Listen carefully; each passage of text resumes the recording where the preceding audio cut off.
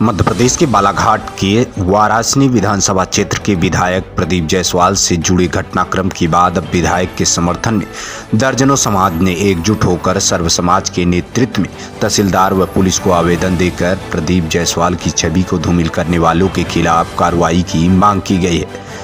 बता दें कि विगत 29 नवंबर के एक कथित घटनाक्रम में विधायक प्रदीप जायसवाल का नाम जोड़े जाने व पंवार समाज को अपमानित करने का आरोप लगाकर पंवार समाज के एक पक्ष ने शिकायत की थी। इस घटनाक्रम के बाद पंवार समाज के ही दूसरे पक्ष ने विधायक के समर्थन में रैली निकालकर पुलिस अधीक्षक को आवेदन दिया था। इसी सिलसिले के तहत विधायक जायसवाल के समर्थन में दर्जनों समाज के सैकड़ों लोगों व व्यापारियों सहित बैठक कर विधायक के संदर्भ में हुई शिकायत को लेकर निंदा की और वाराणसी की छवि को धूमिल करने वाला कृत्य बताया। राजपूत समाज के जिला अध्यक्ष संजय सिंह कछावा ने कहा कि वाराणसी में यह सर्व समाज इसलिए सामने आया है कि विधायक पर अनर्गल आरोप कथित राजनीतिक षड्यंत्र के तहत लगाकर उन्हें बदनाम किया जा रहा है। जब एक जिम्मेवार व्यक्ति व पद वाले को चंद लोग बदनाम कर आरोपित कर रहे हैं तो हर सामान्य लोगों को भी वे इसी तरह से षड्यंत्र रचकर बदनाम कर फंसा सकते हैं, जिसकी हम निंदा करते हैं। वहीं प्रदीप जायसवाल ने पंवार समाज के लोगों का अपमान नहीं किया है और समाज के नाम पर कोई राजनीति नहीं होनी चाहिए। चंद लोगों ने यह षड्यंत्र किया गया है लेकिन वे उसमें सफल नहीं होंगे।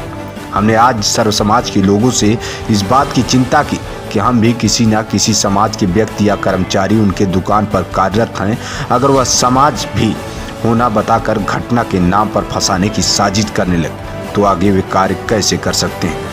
जो लोग विधायक को बदनाम करने से बाज नहीं आ रहे हैं तो उन्हें हमें भी फंसा सकते हैं। इसी को चिंतित होकर इस परंपरा को खत्म करने के और भविष्य में कोई पुनरावृत्ति न हो। आज सर्व समाज के लोगों ने क्या है पूरा? आज ये 29 तारीख की एक वाराणसी में घटना हुई थी जिसमें पूरे प्रदेश और देश में प्रचारित किया गया था कि गुड्डा भैया द्वारा एक समाज विशेष पंवार समाज को गालियाँ दी गई है, जबकि ऐसा कुछ नहीं था। ये पूरा एक षड्यंत्र था जिसको पूरा वाराणसी समझ रहा था, लेकिन मीडिया के माध्यम से और दूसरे माध्यम से ऐसा प्रचारित किया गया कि ये घटना हुई। ये पूरा एक षड्यंत्र था। रात में 9 बजे की घटना बताई गई, 24 घंटे बाद उसकी FIR की गई। वो जो युवक थे उनकी गाड़ी के सामने आ गए थे, वो शराब पिए हुए थे। वो भारतीय सेना का जवान था, उसे कोई डर नहीं था। उसने जब घटना हुई तुरंत आके FIR कराना था। उस समय उसने गुड्डा भैया से माफ़ी मांग लिया था। तो हम लोग आज सभी समाज के अध्यक्ष और सभी व्यापारी वर्ग इस बीच के लिए हुए कि वाराणसी हमारी संस्कारदानी के रूप में जानी जाती है और ऐसी षड्यंत्र और इसके लिए हमारे यहाँ कोई जगह नहीं है। तो हम यही चाहते हैं कि आज यदि एक विधायक के साथ ऐसा हो गया है तो कल किसी आम नागरिक के साथ, किसी व्यापारी के साथ, किसी के साथ भी हो सकता है। क्योंकि हम लोग व्यापार करते हैं या समाज में चलते हैं तो सभी समाज के लोगों से सामना होता है, लेकिन एक व्यक्तिगत लड़ाई को यदि हम हर लड़ाई को समाज की ओर डाइवर्ट करेंगे तो ऐसे में तो समाज में विघटन हो जाएगा।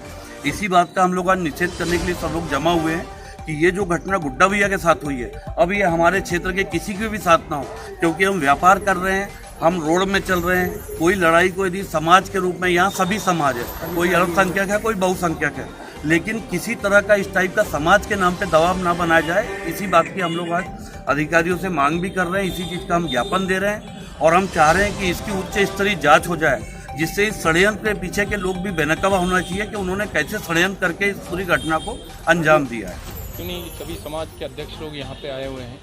क्षेत्रीय विधायक श्री प्रदीप जी जायसवाल जी जो हैं उनके विरुद्ध जो पहले से कोई अनर्गल बातें हो रही थी उसके विरुद्ध में आज सभी सर्व समाज के लोग यहाँ आए हुए हैं।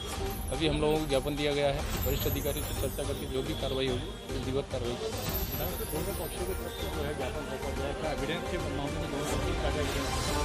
अभी श्रीमान पुलिस अधीक्षक महोदय के अनुसार जो भी निर्देश प्राप्त हुए हैं उसके आधार पर जहाँ भी जो भी फुटेज वगैरह है उसको कलेक्ट कर रहे हैं, सारी चीज़ें एविडेंस निकाल रहे हैं, जो भी होगा मतलब शिकायत के अलावा एविडेंस वगैरह हाँ अभी चल रहा है। अभी दोनों पक्षों के द्वारा कोई ऐसा एविडेंस नहीं है, केवल ज्ञापन ही दिए जा रहे हैं, उसमें जो भी होगा आगे कार्रवाई। मामला है